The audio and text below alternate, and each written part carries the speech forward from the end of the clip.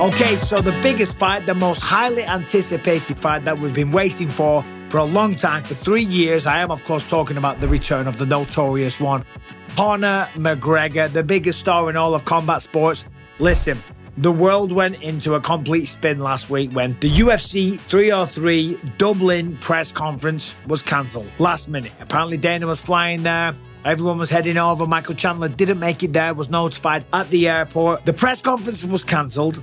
And then everyone was like, oh my God, is the fight going to be cancelled? Because it looked like it. It seemed that a lot of the promotional material promoting the fight on ESPN, people said that the ESPN commercials have been taken down. 3 fights of Conor McGregor had all been taken down. Well, guess what? The fight's on. That is what it 100% strongly looks like. All signs indicate. Yeah, there's a lot of speculation, but the fight is on. June 29th. It's happening. It's being promoted. The 3 fights are back.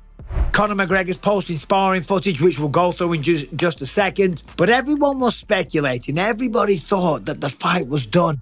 I'm here in Atlanta right now. You might have saw a couple of pictures with me and John Anik. We've had a great week here filming in Atlanta. Wait until you see what's popping. There's a few other fighters here as well, like Kamaru Usman, Justin Gaethje. Can't give you any details, but when you see what this role is and what this film is, you're going to lose your mind. It is absolutely phenomenal, and I'm very excited to have been a part of it. Thank you to the production and my agents for getting me this one. Anyway, the reason I bring that up is that even the people here, right? Some people that know a lot of things, they were like, yeah, the fight's off. It's done. I heard from sources that I won't reveal. I've heard in no uncertain terms, it's done. He's injured. My foot was a balloon. The leg, that was the issue that he snapped in 2021. Apparently, that was the issue. Or so we thought. So we were told. So we were misinformed or misled. I can't lie. The reality is, the fight is on. Because, as I said, the promotional stuff, it's all back up there. Okay? They wouldn't do that if the fight wasn't still going ahead. McGregor's posting sparring footage. I'm going to go through that and give you my play-by-play in just a second, right? And a lot of people speculating because, you know, McGregor was partying recently, and I did a video where I kind of not defended it, but I said, look, listen, the man can enjoy himself. It was still 6 weeks out from the fight, and a lot can change in 6 weeks. 6 weeks, he'll be fine. And the man has clearly been training. When I was training myself for fights, sometimes we would mess up one night. Are you intoxicated? One night of camp. But as long as you're being disciplined throughout, 8 weeks is a long time. And if he wants to go and have a couple of beers, dance with his wife, enjoy himself a little bit, you know what? Sometimes it's good for the mind. So as I say, the fight's still going down. Now, McGregor posted some sparring footage, so I'm going to watch it, and I'm going to give you a play-by-play. So, here we go. Okay, so here we see McGregor throwing a knee, defending the clinch. Nice little knee to the midsection there, and then an elbow over the top. Taking his time here, backing his opponent up. And this is just like more drilling sparring. This is just situationals, but that's a nice little combination into the spinning back kick there. And it certainly doesn't look like the leg is giving him any issues.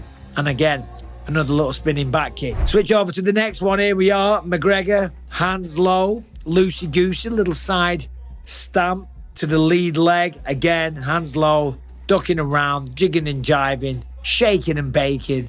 That leg looks fine to me. So, here's the next one. Defends the takedown. Nice little left underhook. Boom. Knee to the head. Left hand. Right hand. And the training partner goes down. So, McGregor is looking really, really sharp here. And that power that he's known for still seems to be there. But more importantly than the power is the timing. Okay? But more important than any of that is conditioning. Now, McGregor here looks absolutely exhausted. If they're pushing him to the limit in training, you're supposed to get tired. You train hard and you fight easy. So there's nothing wrong with getting in training as long as that wasn't in round 1 or the first 30 seconds. If that was, then there is going to definitely be some issues. Now here we go. He's got the headgear on. That was nice.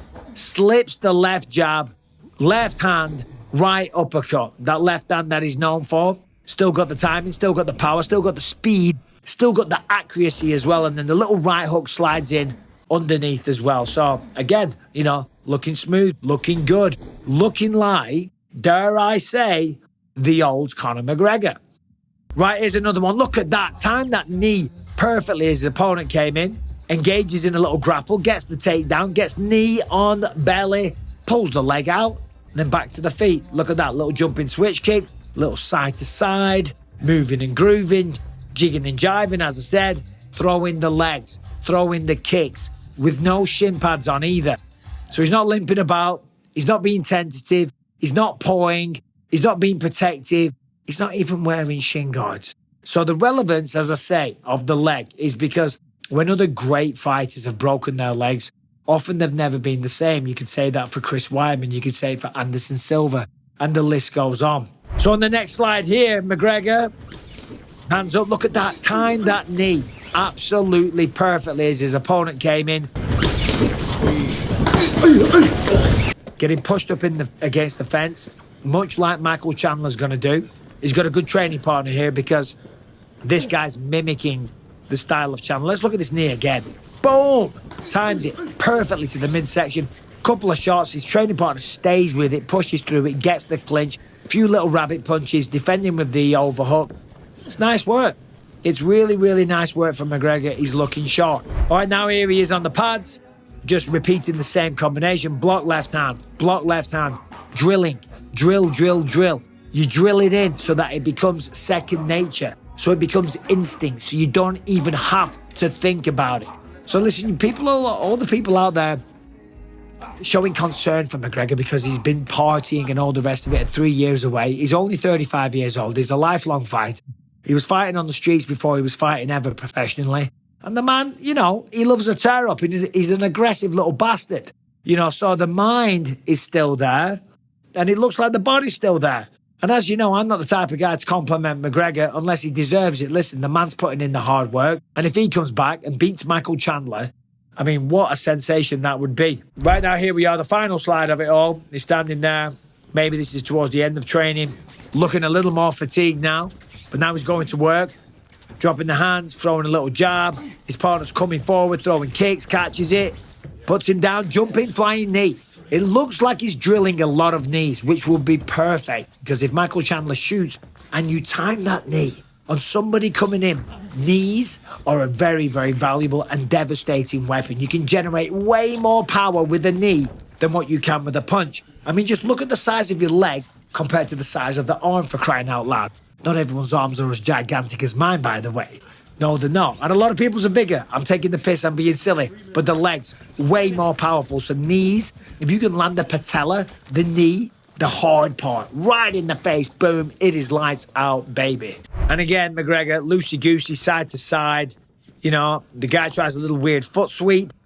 You're not sure what that's all about. I hope Michael Chandler is not trying to do that ninja foot sweep, throwing any ninja bombs, hurricanes, ninja stars. Do not do that, Michael Chandler.